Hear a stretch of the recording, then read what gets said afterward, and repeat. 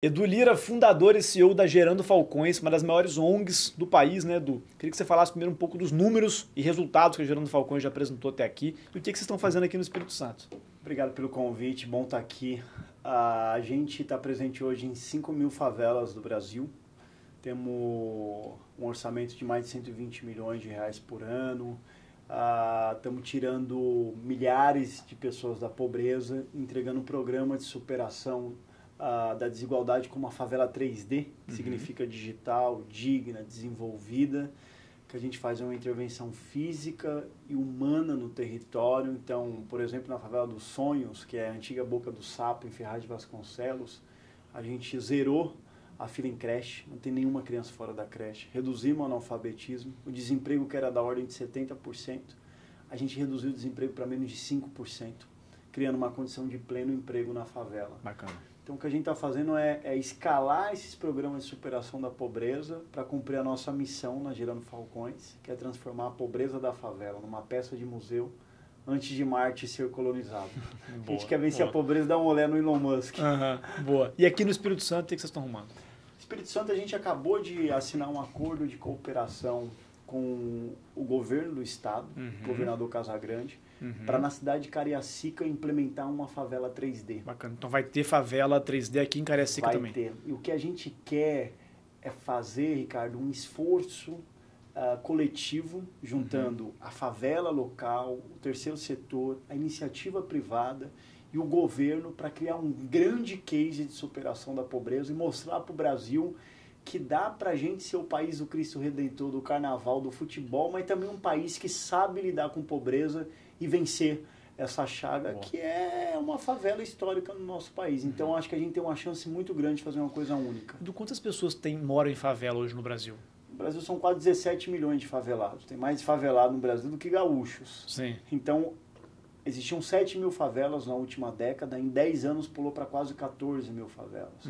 Eu costumo dizer que se favela fosse uma franquia, seria maior do que Burger King, Correio e McDonald's juntas. Então tem um desafio aí. Tem um desafio, mas por outro lado também tem uma oportunidade, né? São Gigante. 17 milhões de pessoas. Existem potencialidades econômicas escondidas nas favelas do Brasil, Total. que o Brasil talvez não perceba e não apoie e ajude a desenvolver da maneira correta. Você fala que você compara a favela com uma startup, né? O que dá para fazer e desenvolver de negócio nas favelas? Olha, a favela brasileira é a maior startup do Brasil, eu digo. Fez o Pelé, o Neymar, a Caipirinha, o Samba, o Carnaval, o Edu Lira, a Anitta e um monte de coisa que tem por aí. Boa. E ao mesmo tempo, o PIB das favelas é maior do que o PIB do Paraguai. É que a favela está se empobrecendo porque ela não se estruturou economicamente, com produtos, com serviços. Então, eu acho que o que a gente tem de oportunidade é conectar as APIs de negócio do Brasil com as APIs da plataforma chamada favela. E criar conectividade, digitalizar a favela, criar capacidade de última milha, de logística na ponta.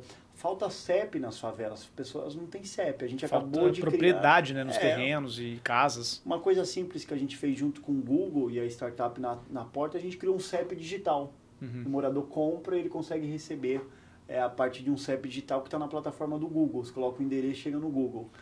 Então, coisas simples como essa, mas que se você conecta e faz em escala, você tem a chance de criar um impacto muito grande. Então, o que a gente quer fazer em Cariacica é utilizar tudo que a gente já fez, que está consolidado e testado, e trazer coisas novas, como a ideia que você acabou de me falar há poucos minutos atrás, da REURB, para digitalizar e acelerar o processo de escrituração, de regularização da terra fundiária, para que as pessoas possam sair de uma posição de pobreza e atingir a posição de dignidade. E para a gente fazer essa milha, essa ponte, a gente vai ter que inovar. Boa. A gente vai ter que testar, a gente vai ter que romper com a estrutura como ela é hoje.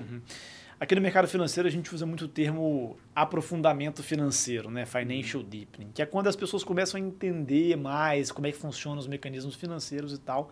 E isso a gente viu recentemente na Bolsa, como que aumentou o número de investidores, pessoa física na Bolsa. A gente pode dizer que assim como o mercado financeiro passou por um financial deepening, um aprofundamento financeiro nos últimos anos, com mais gente indo para a Bolsa, as favelas brasileiras estão passando por um aprofundamento econômico, de ter mais relação com a economia, ter mais relação com os negócios, conseguirem ter um CEP para receber uma encomenda, por exemplo. esse tipo de coisa tem um poder transformacional econômico grande, né? Eu acho que a gente tem pilotos disso e a gente tem que escalar essa grande transformação. Estava há poucos minutos agora falando das maras. O que é as maras? Imagina que a gente criou uma natura da favela, um boticário de favela focado em segunda mão, em second hand. As pessoas me doam roupas, a gente monta sacolas, envia para as favelas, para as maras, e elas vendem na favela através do WhatsApp, através do Facebook, do Instagram, montando uma lojinha na própria garagem da casa dela. Isso vai movimentando a economia. Então, o que a gente precisa é organizar esse aprofundamento, como que você acabou de colocar, e criar instrumentos econômicos para essas pessoas acessarem renda em escala. O desafio do Brasil, se você falar assim, ó, tem uma vaga agora de gerente de dados, gerente de projetos, é pleno emprego, é muito difícil para conseguir. Sim. Agora, o problema do Brasil está nesse milhão mais pobre, que é gente que não teve acesso à creche, não comeu adequadamente, não teve oportunidade de desenvolvimento, portanto está fora do mercado. Às vezes não se alfabetizou, não se formou. E, no geral, essas pessoas estão dependendo do Bolsa Família. O Bolsa Família é fundamental para o Brasil, mas ele é um programa de alívio da pobreza, não emancipação. A gente tem que dar uma forma das pessoas se emanciparem no Brasil. Gerar renda ao ponto de olhar assim e falar assim, ó, eu não preciso mais do Bolsa Família. Legal. Então, eu acho que essa é a transição que o Brasil tem que enfrentar e tem que viver, como que a gente emancipa as pessoas usando instrumentos econômicos, digitalização, processo de escala para a gente chegar do outro lado. Edu, a gente está indo agora para a segunda parte da nossa conversa. Eu queria explorar um pouco dos seus aprendizados nessa vivência que você tem nas favelas brasileiras. Você levou o Jorge Paulo Lemann para a favela. O que você aprendeu, os 3 principais aprendizados do Edu Lyra na favela brasileira? Olha, a primeira é que as pessoas querem cada vez mais empreender. As pessoas querem empreender, o deslocamento, às vezes até chegar do outro lado, para acessar um emprego, ele acaba sendo difícil, duro. As pessoas cada vez querem empreender mais.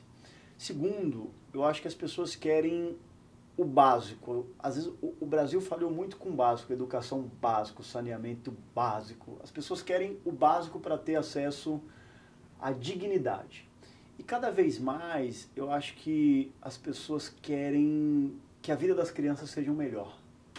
Então, assim, me dói muito o coração uma criança fora da creche, porque se o Brasil erra com a criança e ela não tem acesso à creche, não come adequadamente, ela vai depender do Bolsa Família no futuro. Vou te dar um dado, no estado do Maranhão, tem mais pessoas dependendo do Bolsa Família do que com carteira de trabalho assinada, produzindo. Isso é um problema. Isso cria um desequilíbrio para o Estado que eu acho que é um drama muito grande. O Estado do Espírito Santo é uma referência grande, um Estado que tem as contas arrumadas, um Estado que tem capacidade de investimento. Eu fui muito bem recebido aqui pelo governador Casagrande, muito bem recebido Legal. pelo governador, pelo vice-governador, fui muito bem recebido pela iniciativa privada, fui muito bem recebido aqui também pela Apex, muito bem recebido pelos empreendedores sociais. A Favela 3D é uma tecnologia testada. Eu sinto vibrando no meu coração que a gente tem um ambiente assim propício, como eu tive em poucos estados, para fazer um case de superação da pobreza inédito e único, com potencial da gente escalar isso no estado. Boa.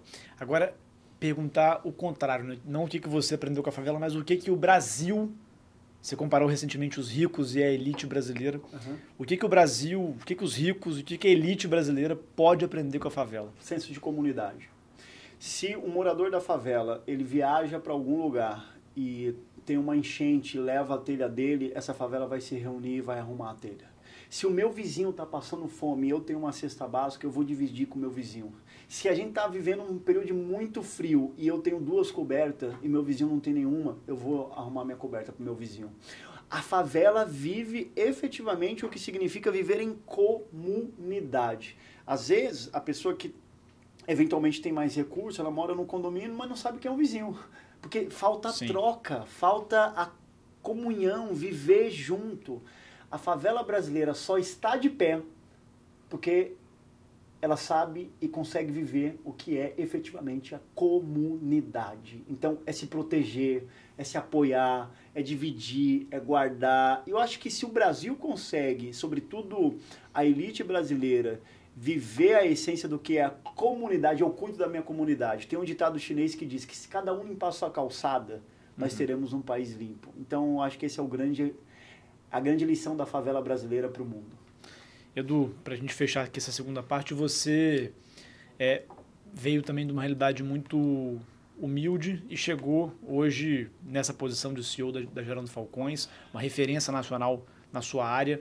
Quais são os 3 principais aprendizados do Edu nessa trajetória de uma família humilde até CEO e fundador de uma das maiores ONGs do país? Acho que a primeira coisa que minha mãe me ensinou no barraco dentro de uma favela, quando eu não tinha o que comer, meu pai estava preso, indiciado por roubar um banco.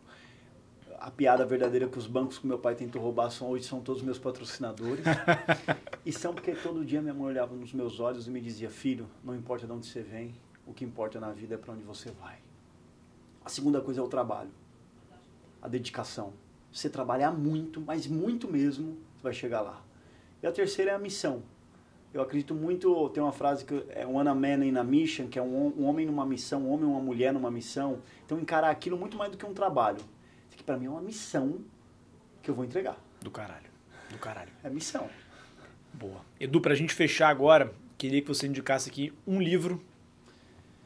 Olha, eu vou indicar 2, tá? Pode ser, eu indicaria a biografia do Nelson Mandela, que fala sobre reconstrução, sobre perdão, sobre sair da prisão e perdoar, senão você continua escravo daquilo. E tem gente que está andando pela cidade, mas é preso, está preso por uma experiência do passado que não foi capaz de perdoar. Então, o perdão como um instrumento de reconciliação das pessoas. E o país precisa perdoar, o Brasil ainda está dividido. Direita e esquerda, esse negócio não leva ninguém para lugar nenhum. Cara, vamos conversar, vamos se perdoar, é um povo só. Segundo a biografia do Elon Musk, acho que é um cara capaz de arriscar tudo por aquilo que ele acredita, a ponto de achar que pode colonizar um outro planeta. É de uma coragem surreal, assim, surreal. Vou aproveitar e vou te indicar então um livro, aliás 2. Tá. Desenvolvimento como Liberdade, do Amartya Sen. Foi o cara que criou o IDH. Eu sei qual é esse livro. Eu vou te dar ele de presente, aliás, porque eu tenho um dele. Tá bom. E o Qualicidades aqui, do capixaba Luiz Paulo Veloso Lucas. Quero conhecer que eu vou te dar também. Que é cabra bom. Exatamente. E vou te apresentar ele. Tá bom. Uma liderança. Cara, eu continuo acreditando muito na capacidade surreal do Jorge Paulo Lemann. Gosto muito também do Benchimol, acho um cara diferente. Tem um cara que morreu, que é um empreendedor social maior que teve no último século, chamado Fazler Razan Abed. Ele criou a maior ONG do mundo, que fica em Bangladesh.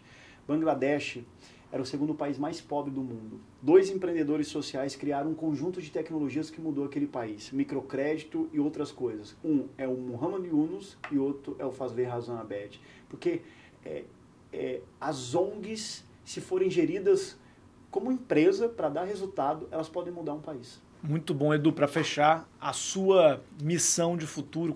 O que você vai atingir, que vai chegar e vai dizer, cara, para mim aqui tá bom, eu consegui o que eu queria? Cara, eu quero colocar a pobreza da favela no museu antes de Marte ser colonizado. Essa é a minha missão. Boa. Edu, aonde você vai chegar? O mais longe possível. O mais longe possível. A gente vai eliminar a pobreza um a um e levar as pessoas para a dignidade. Show. Edu, parabéns pelo trabalho. Um prazer ter você aqui no Espírito Santo. Acho que Cariacica e o povo capixaba tem muito a ganhar com a sua presença aqui. Obrigado e parabéns pelo que vocês construíram na Apex. Poucas vezes na minha vida eu vi um grupo de sócios tão jovens, com tanto brilho nos olhos e com tanta determinação quanto eu vim aqui. Vim aqui para mim foi um presente, de coração mesmo. Continua o que vocês estão fazendo. Eu não tenho dúvida de que com a margem de tempo que vocês têm, vocês vão estar na lista dos 5 maiores empresários do Brasil. Tenho certeza disso. Que moral, hein? Caralho, obrigado, cara. De coração. Valeu mesmo. Obrigadão. Valeu, Edu. Você é fera, cara. Valeu.